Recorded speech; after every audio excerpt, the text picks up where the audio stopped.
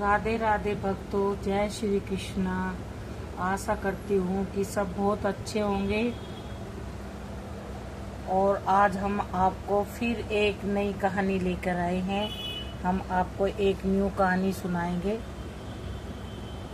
तो भक्तों, अगर आपको हमारी कहानी अच्छी लगे तो प्लीज़ लाइक और सब्सक्राइब करना और कमेंट में राधे राधे लिखना। और जो कोई भी न्यू भक्त हैं वो न्यू भक्त मेरे को ज़रूर सब्सक्राइब करें प्लीज़, आप सभी लोगों को। अब मैं आपको एक न्यू कहानी सुनाती हूँ, क्योंकि हमारे भगवान श्री कृष्ण बड़े करुणामयी हैं। जो भक्त काम सारा कुछ भगवान श्री कृष्ण के ऊपर छोड़ देते हैं तो वो स्वयं आकर वो कार्य करते हैं। ऐसे हमारे कृपालु और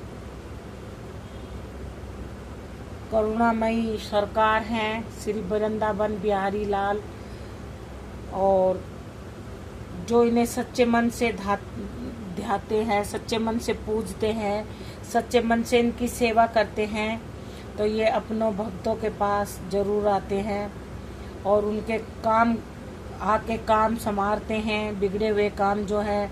तो आज मैं श्री कृष्ण के एक ऐसे भक्त की आपको कथा सुनाने जा रही हूँ जिसे सुनने से आपको बहुत अच्छा लगेगा।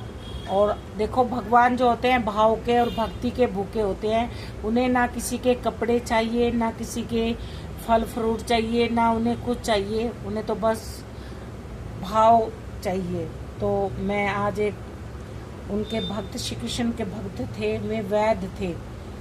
और आज मैं श्री कृष्ण और वैद्य जी की आपको एक कथा, बड़ी सुंदर कथा लेकर आई हूँ। आपको वो सच्ची घटना है और मैं आपको वो कथा सुनाती हूँ।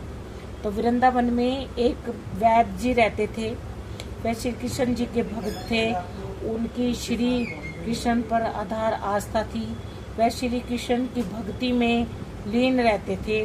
वह अपनी पत्नी से कहते थे कि तुमको दिन भर के लिए जो भी सामान चाहिए वो एक चिट्ठी में लिख कर दिया करो, मतलब एक कागज पर लिख कर दिया करो जो भी आपको सामान चाहिए।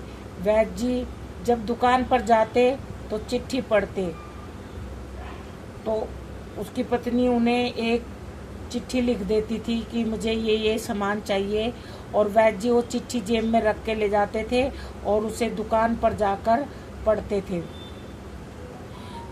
दुकान पर जाकर पढ़ते थे।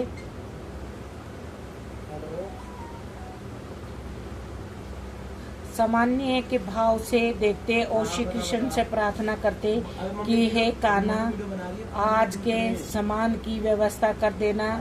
जैसे ही उन्हें जितना धन की आवश्यकता होती थी उसकी व्यवस्था हो जाती थी तो वह अन्य मरीजों से पैसे नहीं लेते थे और अपने गांव लौट जाते थे और ईश्वर भक्ति में लीन हो जाते थे।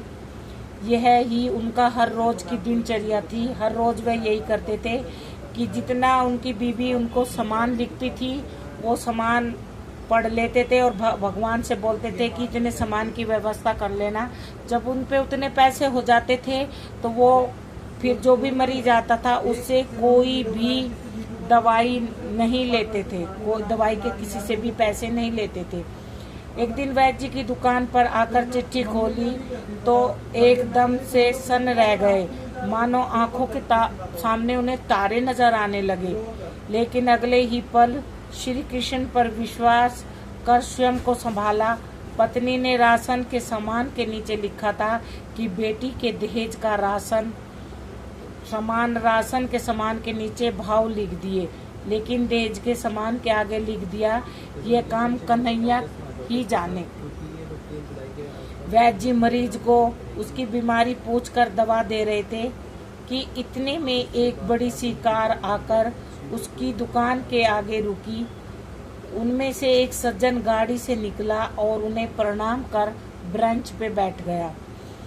बाकी के मरीज दवा लेकर चले गए तो वैद्य जी ने उस सज्जन को बुलाया और कहा कि आपको दवा लेनी है तो आपकी नाड़ी दिखानी पड़ेगी।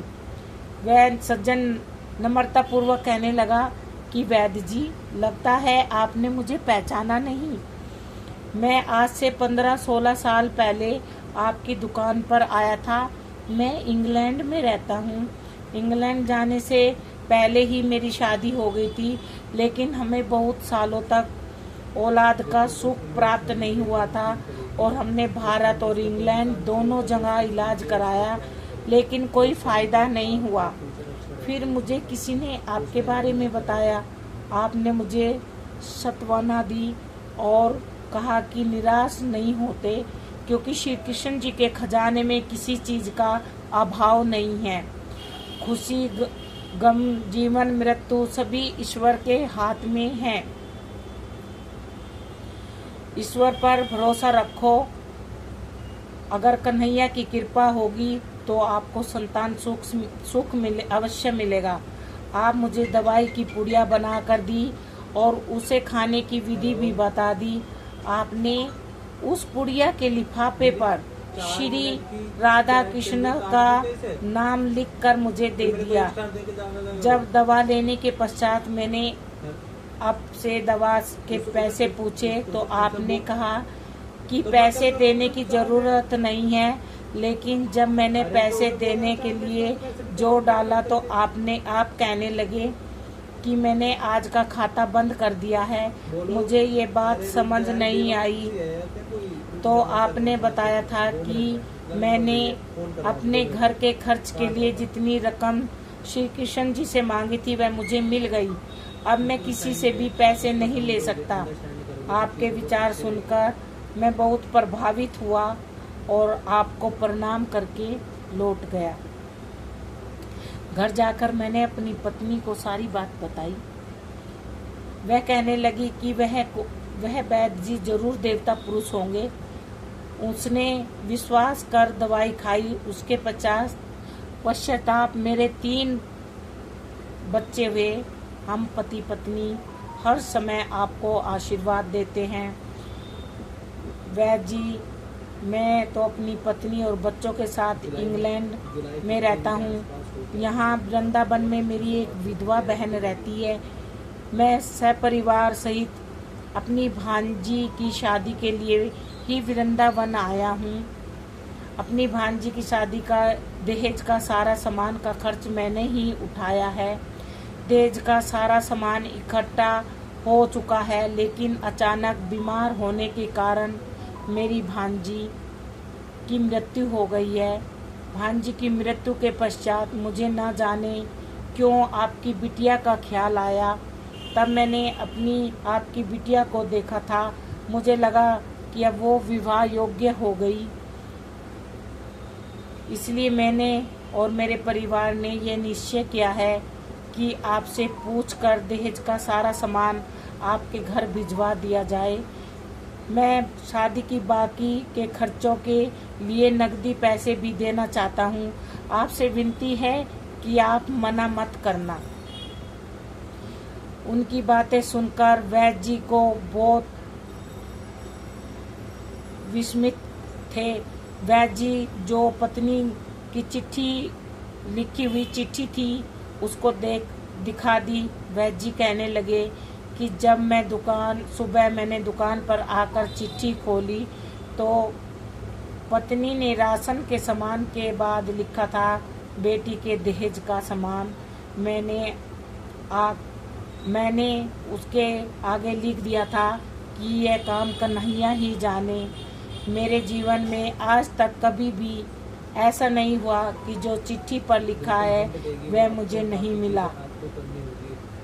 वैद्य जी बोले कि मुझे आपकी भांजी की मृत्यु का दुख है, लेकिन मैं विस्मित हूँ कि कन्हैया अपने कैसे कैसे रंग दिखाता है। चिट्ठी देखकर वह सज्जन भी विस्मित थे। वैद्य जी कहने लगे कि मुझे अब जो भी मिला है मेरे उस कन्हैया की कृपा से मिला है। ऐसे ही श्री कृष्ण जी तभी तो कहते हैं कि भक्ति ऐसे करो कि कष्ट भक्त पर हो और फिक्र ईश्वर को हो कि इसके कष्ट को दूर कैसे करना चाहिए। तो ये कहानी जो है आपको कैसी लगी, आप मुझे ज़रूर बताना। भगवान स्वयं तो नहीं आते किसी का भी कोई काम करने के लिए, लेकिन वो किसी दूसरे को भेज देते हैं या खुद मनुष्य रूप धारण करके अपने भक्त की सारी इच्छा पूरी करते हैं। ऐसे कृपालु, ऐसे दयावान, ऐसे करुणामयी हमारे बाके बिहारी लाल हैं, हमारे कान्हा जी हैं। अगर आप सच्चे मन से, सच्चे भाव से जो भी कुछ इनसे मांगोगे तो आपकी सारी मनोकामना पूरी होवेगी। और हमारे कान्हा जी सबका ख्याल रखते हैं, वो हमारे साथ साथ रहते हैं, हमारे से कभी दूर नहीं रहते। तो राधे राधे, जय श्री कृष्णा। अगर आपको मेरी ये कथा वैद्य जी और श्री कृष्ण की अच्छी लगी तो आप मुझे कमेंट में राधे राधे लिख के ज़रूर बताना। जय श्री कृष्णा। राधे राधे भक्तों।